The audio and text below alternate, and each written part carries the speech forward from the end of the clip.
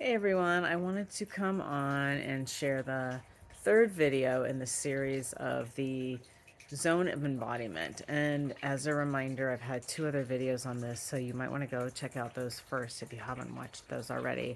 But this was from a vision, a symbol I received in my meditation from Spirit, um, about how we are or are not in our bodies at any given moment.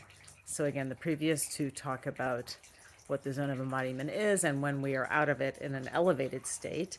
And this video is about when we are below, or when we are not in our bodies in a checked out sort of way. And so this, for example, might be when somebody is just on the couch watching TV and completely checked out. You talk to them or you say something to them, and they might not even register or hear you.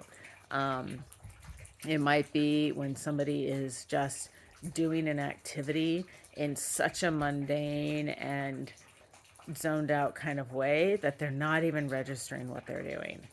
And so there's this disconnect from being in the body and the action that the person is doing or taking at that time.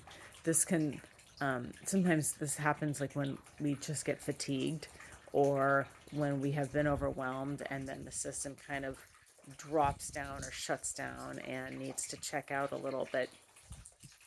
And it's still form of being disembodied. And so again, the way that I saw this image was if it was a graph going across an x-axis and a y-axis, then the zone of embodiment, this would be below that point.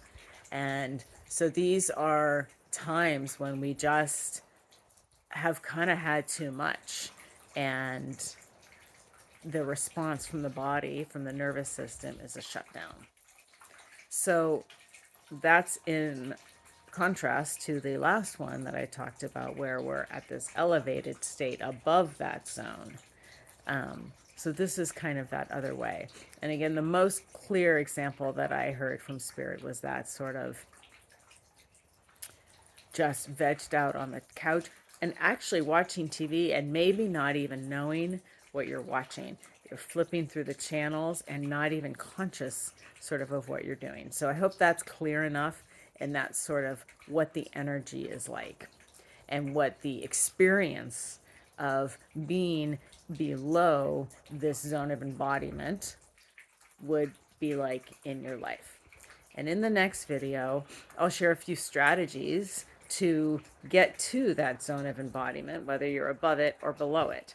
So check out that one next, and I look forward to seeing you there and hearing your comments.